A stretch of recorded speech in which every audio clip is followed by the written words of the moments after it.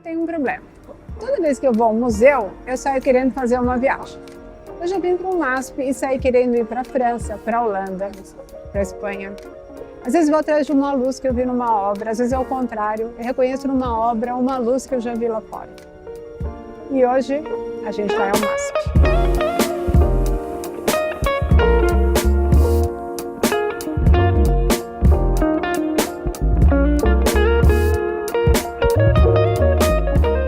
Super obrigada de dividir comigo esse episódio do Galeria de Destinos. Você é meu amigo querido há uns 25 anos, né? Mais ou menos, né? Mais ou menos. Você agora aqui no MASP é diretor de experiência e comunicação, mas você tem uma carreira longa em arte, né?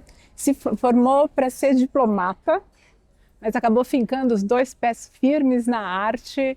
Fez História da Arte, MBA em Marketing, louco por tendências, sempre de olho numa curiosidade. É um cara que está sempre conectado em tudo. Então, super obrigada e é um prazer sempre estar com você. Eu queria saber o seguinte, como diretor do museu e como viajante frequente, como que você acha que depois que a gente vai ver uma obra e você chega no país desse artista, o que muda? Eu costumo dizer que arte é que nem Instagram de comida, entendeu? Que você olha aquilo e é para te dar vontade, para te dar desejo, e não para suprir uma necessidade. Então, as pessoas falam muito assim, mas para que eu vou no museu se eu já vi 500 vezes a obra do Renoir estampada em cadernos, em calendários, em livros de escola ou pelo Instagram, que alguém postou em selfies e tal. Por que eu vou lá se eu já vi isso, né?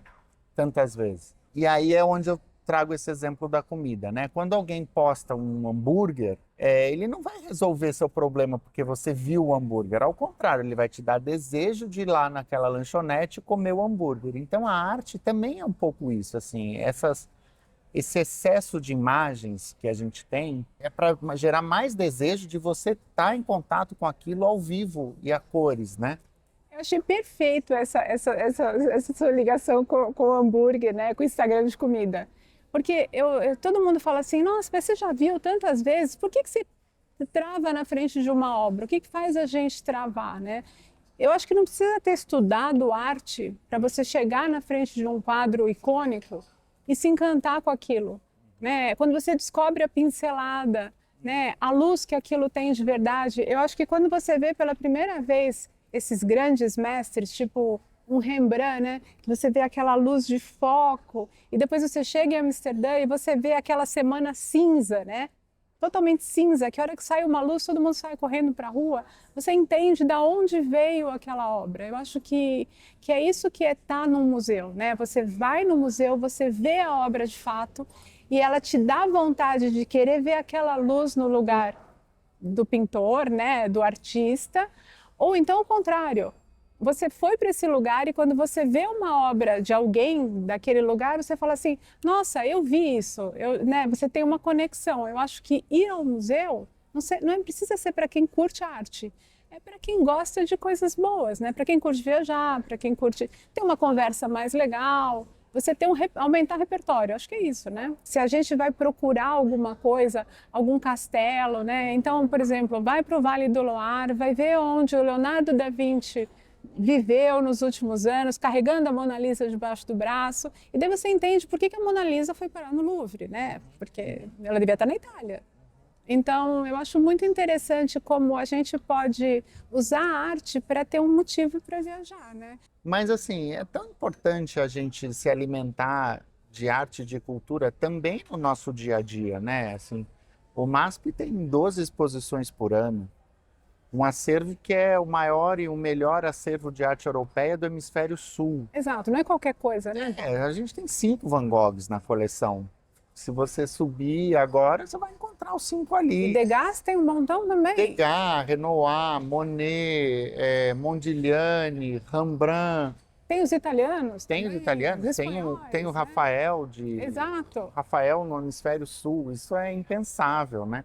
Eu lembro que a primeira vez que eu fui para a Escandinávia, e eu acho que foi Copenhague, e logo depois a gente foi para a Suécia, eu cheguei no museu, para mim aquilo era um mundo novo. E é tão gostoso, né? É. Você descobrir aquelas cores locais. Então, tinha muito branco da neve, é claro, mas tinha um monte de cor terrosa que fazia sentido para eles e que para mim era um universo todo novo, né? E daí você vai tentar entender do que é. E depois, quando eu fui para a Finlândia, que agora você também quer ir, eu comecei a estudar a Kalevala deles, né? Aquela história da mitologia nórdica, a mitologia local. Então, eu acho que quando a gente viaja, não é só o sabor, não é só a cultura, não é só a arte, mas é um entorno que faz a gente querer saber mais, né? É a cultura daquele país, né? A cultura como um todo, né? É a Exato. comida, é o folclore, é a música, Exato, exato.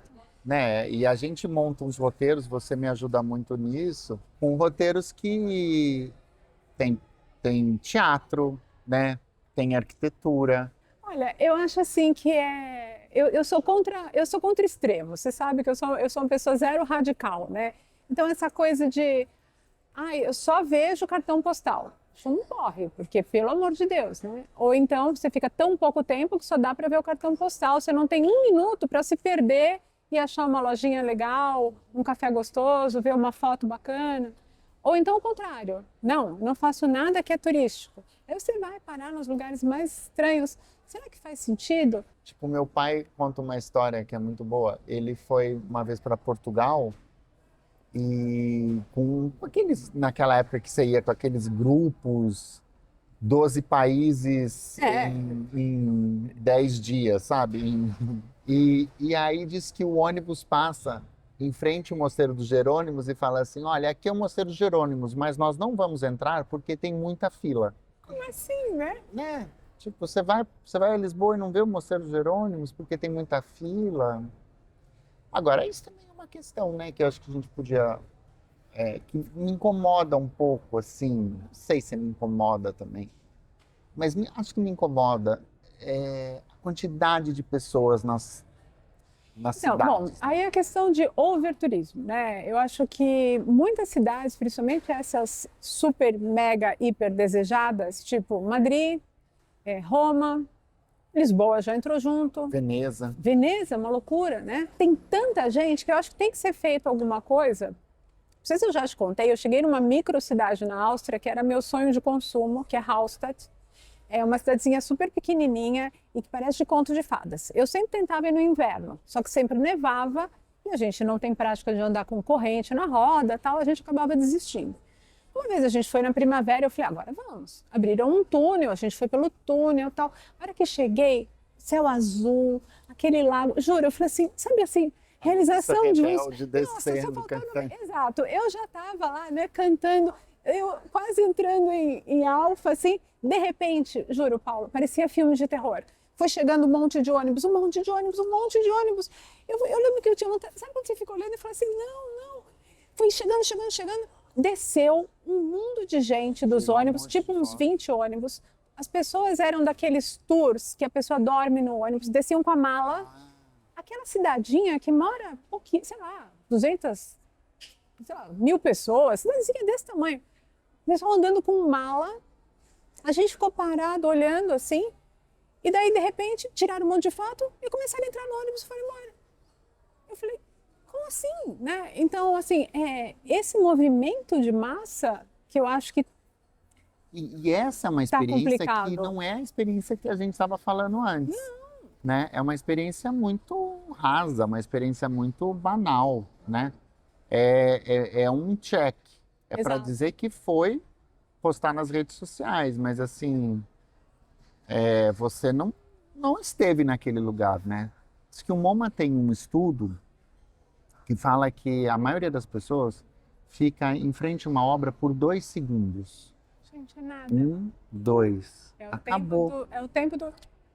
Entendeu? Tipo, em 2 segundos, o que você absorveu daquilo? Você não teve nem tempo de pensar o que o artista queria dizer com aquilo, a cor, ver a luz, ver o material, não sei. Quem vem num grande museu e quem vê uma obra de um grande mestre, ela não sai igual entrou, né? Você entra e você para numa obra e você fica vendo como foi a pincelada, a cor, como funciona aquela imagem que de longe é uma coisa, de perto é outra.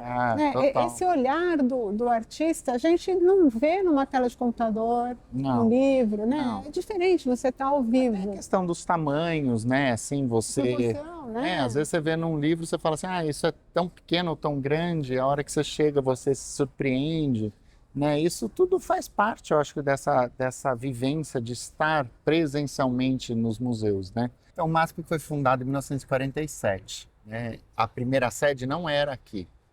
A primeira sede era lá na Rua 7 de Abril, no centrão de São Paulo, um andar dos Diários Associados, que era a empresa do Assis Chateaubriand. Então, o MASP começa ali. Ele só vem para cá em 68, quando a Lina Bobardi, mulher do Pietro Maria Bardi, que foi o primeiro diretor artístico do museu, então é convidada para fazer esse projeto, que é espetacular. Né? É fantástico, né? Esse vão é uma super obra de engenharia, né? Não só de arquitetura, mas uma obra de engenharia. Sim. Ninguém tinha a aptidão para fazer isso na técnica, época. Exato. Para construir isso. A Lina é genial, assim. Acho que é uma das mulheres mais geniais do mundo, assim, né? Não é uma coisa só brasileira, ela era nascida na Itália, mas... Carreira toda aqui, né? Toda aqui, exato. E ela falava uma coisa que eu acho muito bonita, ela falava assim que ela gostava muito do Brasil, porque o Brasil não tinha ruína. Então ela vinha de um lugar em que tinha essas ruínas romanas, né? Essas ruínas de história, e que para o artista e para o arquiteto, né, tinha que sempre fazer referência a isso, né? E aqui não, aqui era uma terra nova, ela podia fazer qualquer coisa, criar qualquer coisa, né? Então esse desenho é um desenho muito inovador, né? Eu acho que é um dos primeiros prédios brutalistas dessa escola do concreto, do vidro, de materiais industriais sendo empregados em áreas nobres. Então, por exemplo, a grande galeria onde estão todas as obras importantes do museu é um piso emborrachado de fábrica. E ela tira a parede também, né? A hora que ela fez o cavalete, ela tirou a parede. Exato. Daí vem esse projeto expositivo dela, que é muito inovador, que só o MASP tem, é o que nos torna muito únicos, né? Museus, diretores de museus do mundo todo e gente que ama museu, vem aqui para ver esse projeto, que são os cavaletes de cristal, né? Então a Lina cria esse modo expositivo em que as obras flutuam no espaço e você caminha entre elas como se estivesse caminhando numa floresta. E é uma delícia você ver a parte de trás, né? Eu sempre olho a parte de trás. Dá assim um ar de, consegui ver, né? Porque a gente nunca vê a parte de trás de um quadro. Você nunca vê a parte de trás, e também o fato da legenda estar na parte de trás também faz com que você seja guiado pelo aquilo que você gosta, pelo seu olhar, e não porque aquilo é uma Tarsila, porque aquilo é um Cezanne, porque, né? Então, você vai pela obra de arte em si, né?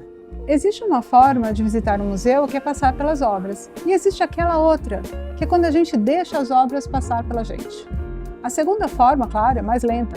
Pede atenção, pede que você pare em frente a uma obra sem saber exatamente por quê. E fique lá, até a gente entender, né?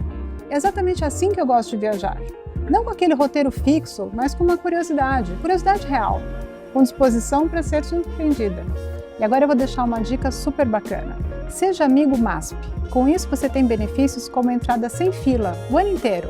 Acesso a uma programação cultural caprichada e desconto nas lojas, restaurante e, além de tudo, você apoia o museu. O MASP, para mim, é um mega roteiro de viagem. Não por causa das obras mais famosas, mas porque cada obra faz a gente se perguntar: o que eu quero ver numa próxima viagem?